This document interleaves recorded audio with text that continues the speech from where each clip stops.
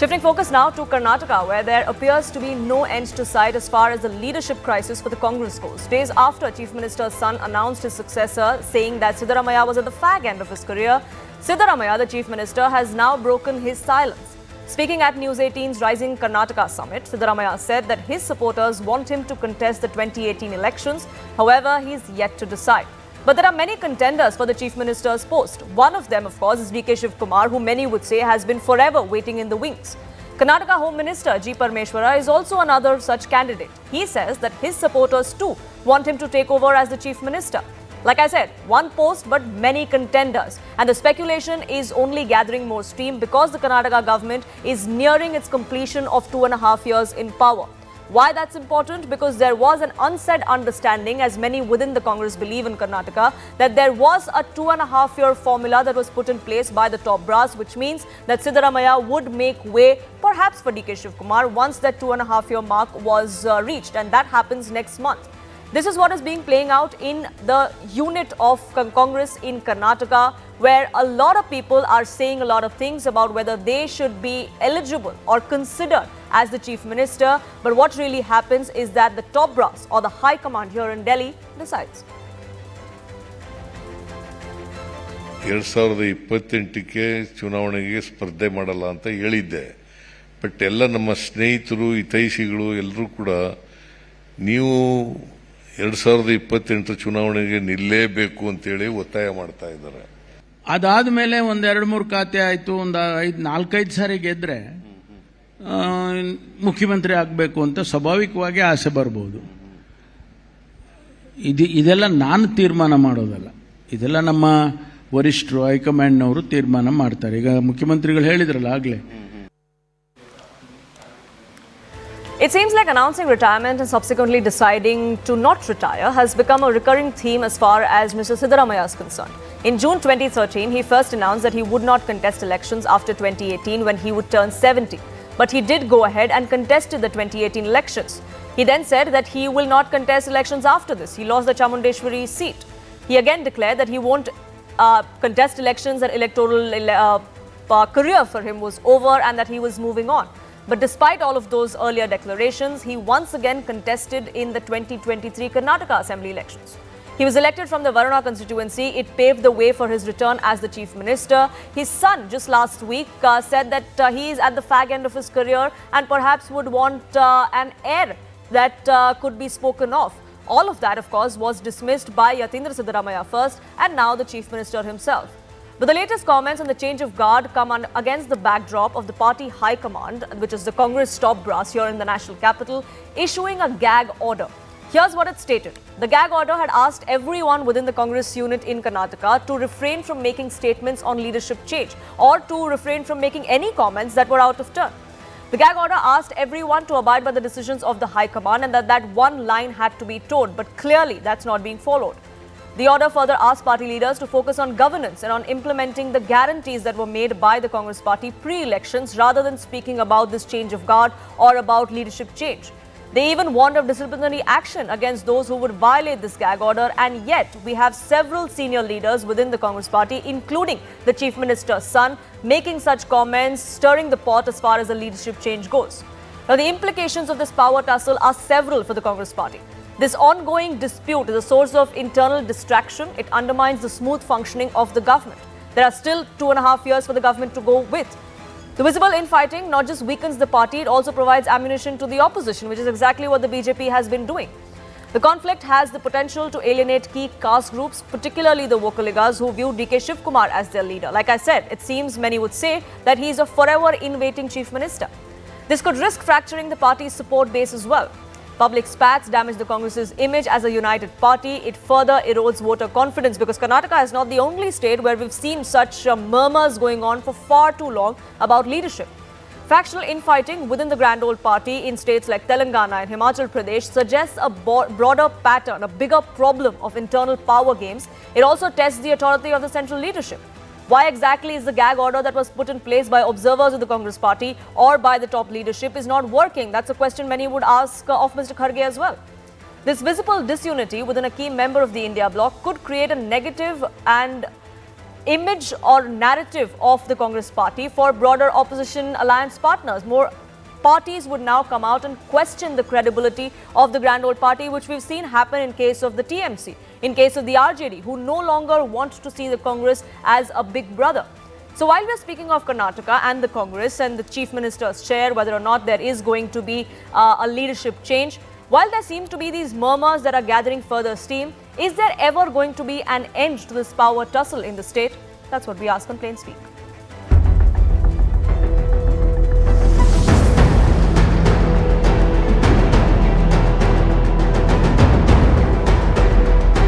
ತಂದೆಯವರು ಈಗ ಇನ್ನೇನು ರಾಜಕೀಯ ಕೊನೆಗಾಲದಲ್ಲಿದ್ದಾರೆ, ಅವರ ರಾಜಕೀಯ ಬದುಕಿನ ಕೊನೆ ಘಟ್ಟದಲ್ಲಿದ್ದಾರೆ. ಅಂತ ಸಮಯದಲ್ಲಿ ಚುನಾವಣೆಗೆ ಸ್ಪರ್ಧೆ ಮಾಡಲ್ಲ ಅಂತ ಹೇಳಿದ್ದೆ. ಬಟ್ ಎಲ್ಲ ನಮ್ಮ ಸ್ನೇಹಿತರು, ಹಿತೈಷಿಗಳು ಎಲ್ಲರೂ ಕೂಡ ಹೈಕಮಾಂಡ್ ಒಪ್ಪಿಗೆ ಕೊಟ್ಟರೆ ಅವರೇ 5 ವರ್ಷ. ಅದಾದ ಮೇಲೆ ಒಂದು 2-3 ಖಾತೆ ಆಯಿತು, ಒಂದು 4-5 ಸಾರಿ ಗೆದ್ದರೆ ಮುಖ್ಯಮಂತ್ರಿ ಆಗಬೇಕು ಅಂತ ಸ್ವಾಭಾವಿಕವಾಗಿ ಆಸೆ ಬರ್ಬೋದು. ಇದೆಲ್ಲ ನಾನು ತೀರ್ಮಾನ ಮಾಡೋದು, ಇದೆಲ್ಲ ನಮ್ಮ ವರಿಷ್ಠರು ಹೈಕಮಾಂಡ್ನವರು ತೀರ್ಮಾನ ಮಾಡ್ತಾರೆ. ಈಗ ಮುಖ್ಯಮಂತ್ರಿಗಳು ಹೇಳಿದ್ರಲ್ಲ ಆಗಲೇ.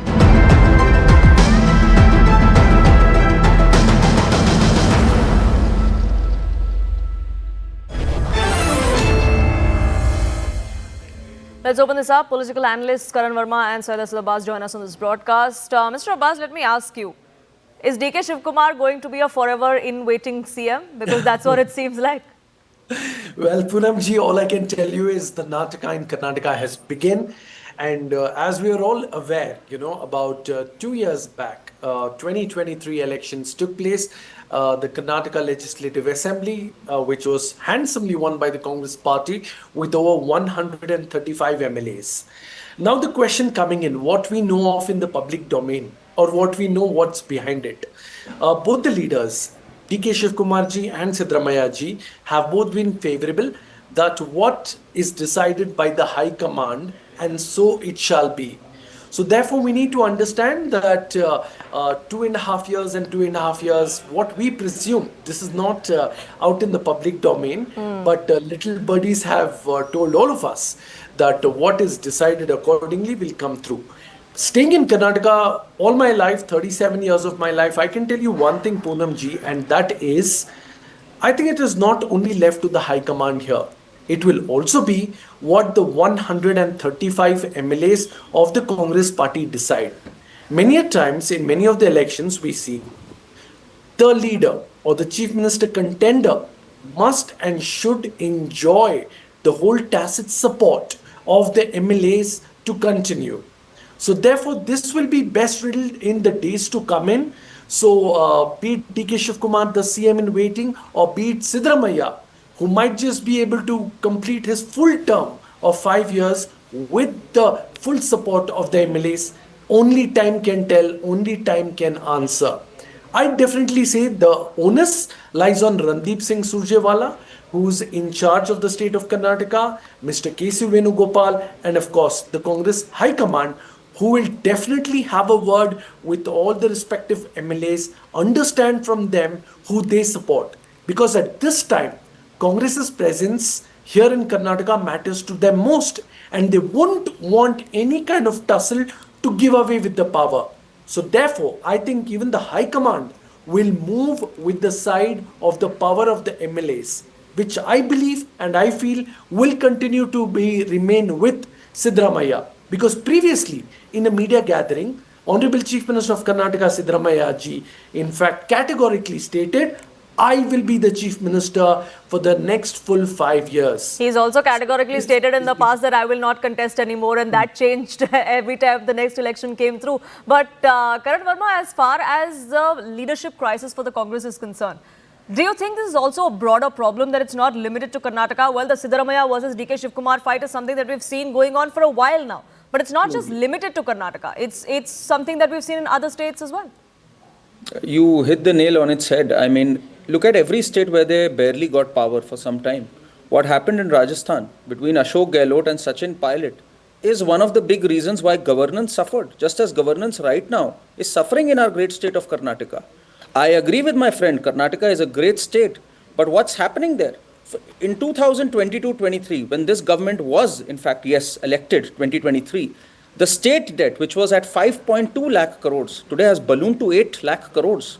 Today, the capex expenditure in Karnataka suffered in the first year by 25%. They tried to bring it up the next time. But what's happened? Look at the infrastructure that's going down. And when a responsible corporate person condemns that or, gives you a reality check on that, you talk about targeting them in the fiercest way possible, putting the entire state machinery against them. That's what it is reduced to. You must understand, the people who've really suffered in this DK Shivkumar versus Siddaramaiah, and that tussle is real. It is no longer a figment of imagination. Even my friend here said, the one who will have the maximum MLAs, which means the battle lines have been drawn, the bugles have been blown, pretty much. So in this mad scramble for power, what is suffering is the people of Karnataka. And the only resort that they have is minority appeasement. That is all they can do just to keep their vote intact. Someday they'll target RSS, someday they'll attack Sanatan Dharma, someday Priyank Khadge will come up with an absurd statement, someday you'll say Siddaramaiah saying Sanatan is not inclusive. That's all their go-to button here is. Let the governance suffer, let Karnataka be one of the highest debtor states in recent times to have piled on debt. It had a tremendous track record in the past, keeping its fiscal deficit way less than 25%. It's ballooning towards 27% right now. In a single year, they've had to monetize their assets, bringing in companies like Ernst & Young to suggest a plan so that they can raise their revenue. So today you are suffering in terms of inflation. It's amongst the top 3 states. Prices of milk, stamp duty, registration fees, everything has gone up in this crazy tussle for power. And I think for the Congress party, they keep fighting for power till power eventually eludes them. And that's why I believe people are waiting for 2028 with bated breath, because they really regret the decision of giving them a full mandate in 2023. And that's really the problem, Asad Abbas, isn't it? That this just gives an opportunity for parties like the JDS and the BJP, which are opposition parties in Karnataka, to fish in what many would say are troubled waters. Because it doesn't look like the Congress can get its house in order. Poonamji, I will give an answer to my dear friend. Yes, there are debts in the state of Karnataka. There are no two ways about it. But tell me, don't BJP states also are in debt today? The fact of the matter, very selectively, my friend Karan Verma has shared statistics. Let me bowl you over with strong statistics of Karnataka. Karnataka under Siddaramaiah Congress government remains and continues to be the second largest contributor to the GDP of the nation. We in Karnataka have outpaced the national growth by 6.2%. Agriculture has grown by 4%. Not just that, in the words of Pradhan Mantri Modi ji, Bengaluru is the crown jewel of India, which he takes great pride from. Also, we continue to be the startup capital of India, Silicon Valley of the East, and the software hub of the Asia. Why is it then, Asad Abbas, why is it then we see so many corporates complaining about the mess that we see in Bengaluru? One small rebuttal. That's a fair question, Poonamji, and I shall answer that. Can I make a 10-second introduction? Then my friend can. Karan, I'll come to you. Just let him finish his point. 10 seconds. It is a true matter that a few of the companies are leaving the city, which is unfortunate. I think we should work harder to bring them back. But let me also tell you, if one or two is leaving, there are more than 100 companies every single day being incorporated in Bengaluru. Hundreds of startups are incubated in Bengaluru. As a matter of fact, there is a place called HSR Layout here in Bengaluru. You throw a stone, you'll hit a young entrepreneur. That's how startups and software parks are mushrooming in Bengaluru. Not just that, there is a startup. Sure, but unfortunately, those who raise these complaints, raise these concerns, they are sort of silenced by the kind of comments that we see, especially on social media. But Karan Verma, yes, you have a point to make. You know what my friend said, that Bangalore is the IT capital and all the other claims, of course, and we are all proud of the fact that Bengaluru, Karnataka, the great state of Karnataka has achieved that. But Siddaramaiah doesn't get any credit for that, because if anything, all these statistics, all these numbers which I gave out, from debt management to fiscal prudence to growth in agriculture to all these statistics, Karnataka was doing much better before you got power. So let's present the facts right, let's give the entire perspective. In fact, right now, the CAG has pulled up the Karnataka government saying that even the 5,300 crores that was allocated for infrastructure, you diverted it. In fact, Karnataka right now has been badly hit with all these allegations and with all these scams which have happened for real, like the Muda scam, like the Valmiki scam. In fact, so much so that Karnataka had to slash 14,000 crores funds that was meant for the SC/ST to fulfill these freebie schemes which haven't done much to propel the economy. It's a fact on record, be it debt, be it inflation, or be it the numbers of growth. You've had to monetize your assets. So, my dear friend, you have to present the facts in the correct perspective that it's a great state that unfortunately you can drive down to the ground despite the tremendous hardworking men and women of Karnataka. If Karnataka has excelled, it's because of the entrepreneurial nature and the hardworking people of Karnataka, not that the Congress government gave them a conducive environment for that. They are so obsessed with caste and religion-based politics that I don't think they have any time left for development. And that's really the problem, Asad Abbas, because at least that's the narrative that's coming through, that the priorities are completely misplaced, that people would rather talk about who wants to become the chief minister in the state of Karnataka rather than talk about the issues that plague the state. My dear friend Karan Verma brazenly, took away all the achievements of Siddaramaiah. Respected sir, are you even aware that BJP, JDS, none of your chief ministers have been able to complete 5-year terms? It was SM Krishna of the Congress party who saw the dream to turn Bengaluru Talk about the current into government. Singapore. Talk about so the therefore, current government. Congress government under SM Krishna, 2013 to 2018, 5 years of chief ministership of Siddaramaiah brought in hundreds and thousands of multinational companies in my beautiful city of Bengaluru. And also, sir, you need to be updated on the court proceedings. Muda, you got a 0. Koli Mutte, Baizat Bari Hue Hai Siddaramaiah ji.